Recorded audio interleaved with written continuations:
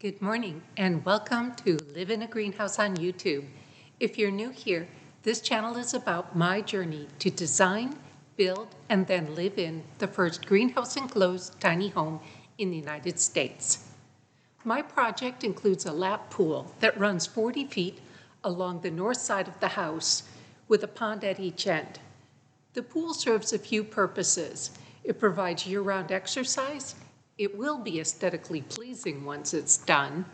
It will cool and dehumidify hot air run through tubes under the pool. And it provides a source of almost 14,000 gallons of water for irrigation or fire suppression in case the rainwater tanks run dry. The purpose of the ponds is for the plants in the ponds to filter the water so that I don't have to use chemicals in the pool. The pond on the west side is between the house's back deck and what will become the fruit tree section of the garden, which is where I'm standing right now. I could have designed the pond to be a different shape so that it wasn't between the deck and the ground, but purposefully placed it as it is to incorporate a bit of practical whimsy, a bridge across the pond.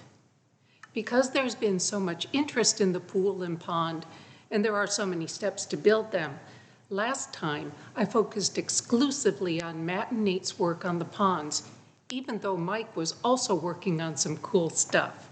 So stay tuned as we explore what Mike was working on.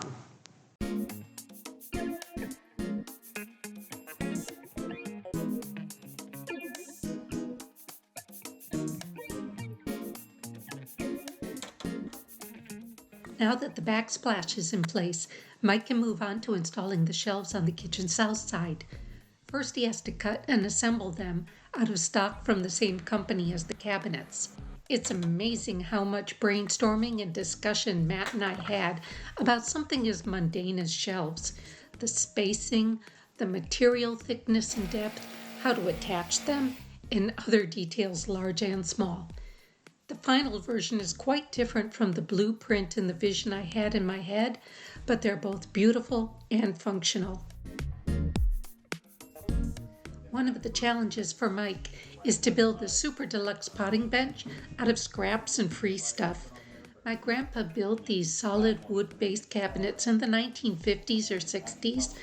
The sink and faucet came from a local free pile. The counter is from other materials left over from house construction.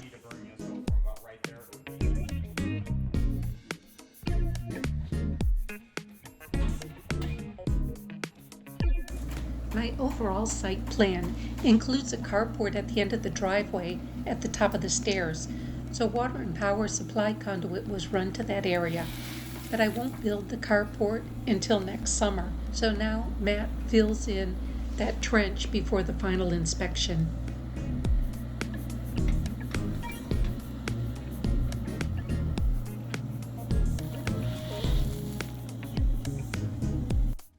Yesterday, Mike made a lot of progress on the potting bench, getting the drawer units attached and the counter in place and trimmed. Today we'll install a sink and faucet. Hot and cold water will be supplied from the house. It's up on blocks because the ground level will be raised to the amount of the blocks. My project has been underway for more than a year, and while I have the ability to visualize things in my mind before construction, there have been a few things that surprised me by how much better they are in 3D. The wheelchair ramp was one. This bridge is another.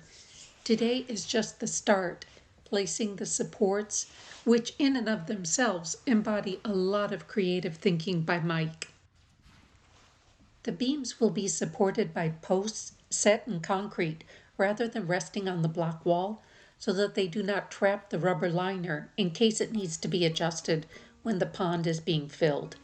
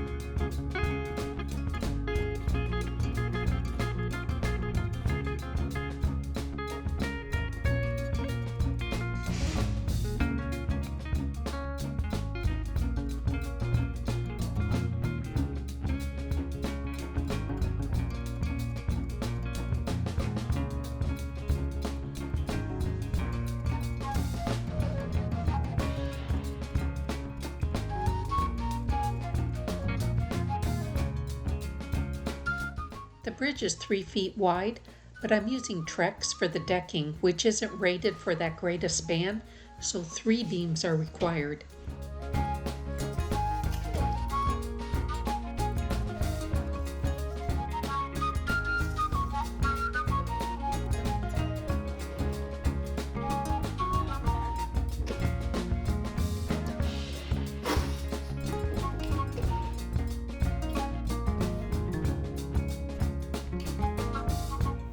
Matt finished the trim with matching gray caulk.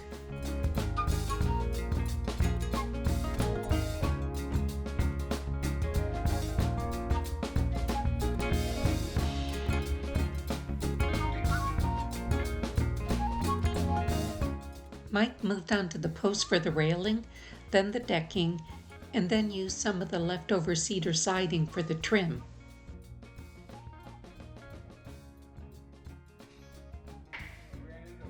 The pond is about 7 feet by 10 feet.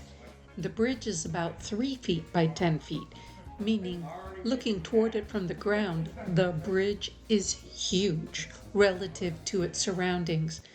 This is when I began to despair I'd made a costly mistake.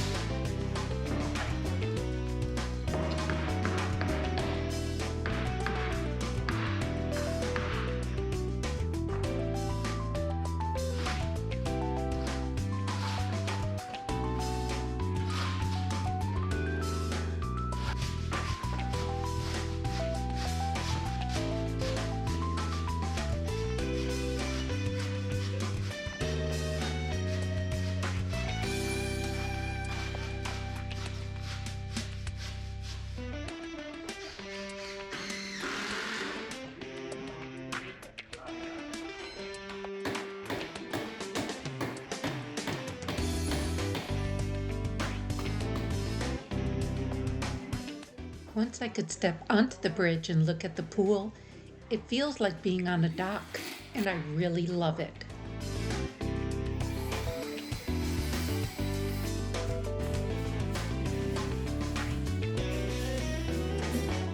Then Mike moved onto the deck at the end of the bridge outside the shower.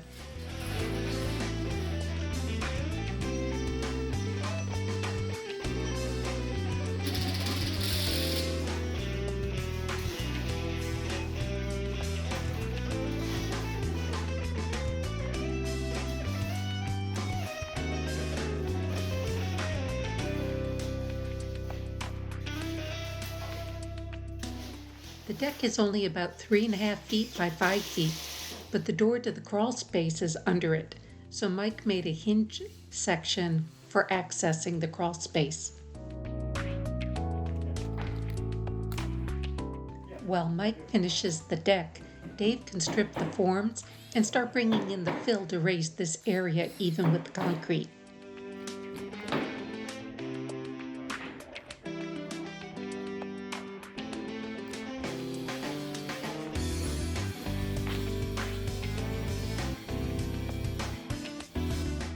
Another sign that the construction end is near, the OSB construction door is replaced by the actual greenhouse door.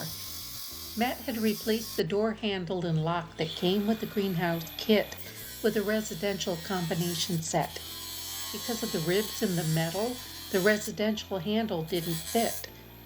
Fortunately, Nate was able to make sufficient modifications to make it work. It's so much nicer to unlock the door with a combination than having to wrestle a key.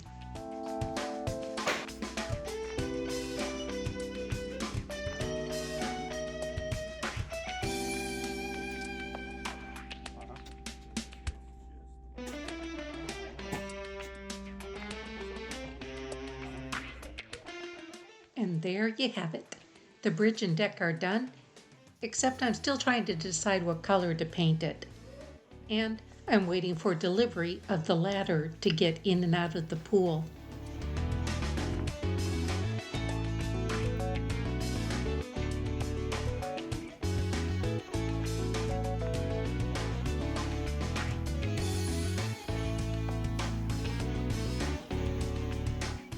And almost ready to bring in the fill. Thank you for watching. Please like, subscribe, and share with your friends. And come back next time for the December end of the month walk around.